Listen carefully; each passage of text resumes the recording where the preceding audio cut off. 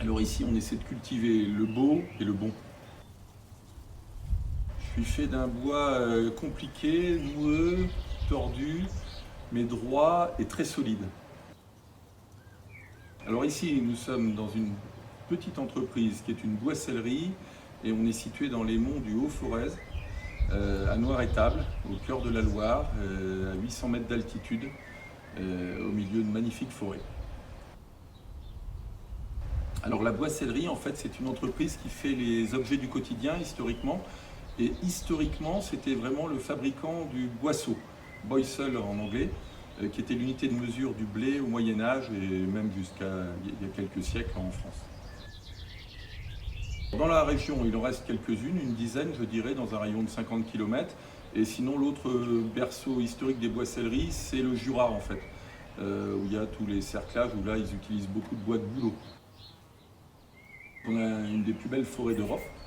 Les coûts ont explosé là, depuis quelques années et le drame c'est que nos bois, nos grumes partent dans des containers au milieu des forêts en Chine pour revenir en produits transformés et on rachète nos arbres transformés 1 an, 2 ans après. La chance qu'on a ici c'est que 80% de notre bois c'est du bois français, 85% même, qui vient des Landes, en fait c'est du pin des Landes. Et puis pour le bois noble, les bois durs, en fait, on a une scierie magnifique à quelques kilomètres à Augerolles, la scierie Goutte Solar, qui est une des plus grosses scieries françaises de bois dur et qui source ses arbres en fait dans un rayon de 200 km maximum. Alors justement, en l'occurrence, c'est du hêtre massif et avec un sourcing qui va au maximum à la forêt de Troncé qui doit être à vol d'oiseau à 200 km d'ici. Et là, sur la série qu'on est en train de faire pour vous, le hêtre, en fait, il vient de l'Allier, à côté de Combronde. Et donc, c'est vraiment un bois local. C'est un bois dur, mais pas trop dur, en fait, qui résiste bien, en fait, aux variations de température et d'hygrométrie, et qui est super agréable à travailler, entre autres pour les planches à découper.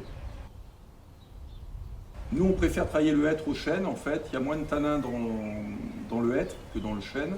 Le vieillissement est meilleur et c'est un arbre qu'on maîtrise bien parce qu'ici on a beaucoup de hêtres locaux, donc c'est un bois qu'on utilise couramment. Alors typiquement, Christophe, que vous verrez cet après-midi, va sourcer le bois chez Goutte Solar. Il fait le tour des rayonnages, on va dire. Il choisit ses planches. En fait, on ramène des planches qu'on appelle des planches avivées, c'est-à-dire des planches qui ont juste été parées de leur écorce. On les rabote ici, on les découpe. Et puis si besoin, on les colle avec une colle contact alimentaire, puis on les ponce, puis on les met en forme, et puis on les pyrograve avec votre logo.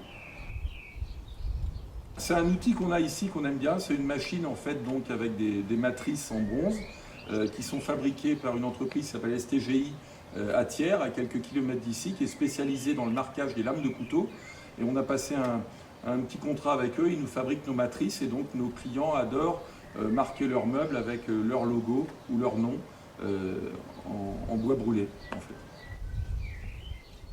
Ici, l'avantage qu'on a, tous les bois massifs qu'on utilise, on garde les chutes toute l'année puisqu'on chauffe l'atelier entièrement avec une chaudière à air pulsé et qui est alimentée par nos chutes de toute l'année en fait. Alors surtout, d'une façon très simple, une éponge avec un peu d'eau, éventuellement un petit peu de produit vaisselle pour enlever les taches de gras lorsqu'il y en a dessus, mais jamais à laisser dormir une nuit dans un bac plein d'eau, jamais à ne passer au lave-vaisselle. Bref, ça n'aime pas l'humidité, le bois, et surtout la stocker à plat quand elle a été mouillée, pour pas qu'elle se mette à gondoler.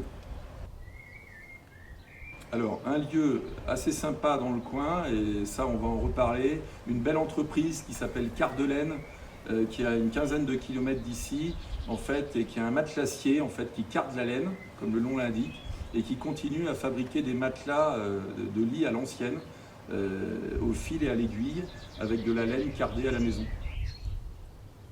Mon vieux Land Rover 1967. On a un endroit magique là dans le village qui s'appelle les Pierres Branlantes, parce que ici, en fait, un peu comme en Bretagne, on parlait des menhirs tout à l'heure, en fait, on a des hôtels en pierre, et donc à quelques kilomètres, et on ira les voir tout à l'heure en partant. C'est un objet durable en fait, c'est un objet qu'il va falloir garder, qu'il va falloir se transmettre, qui va se patiner, qui va se buriner comme un visage, qui va prendre des coups de couteau, qui va tomber mais qui va résister. Donc oui, c'est un bel objet.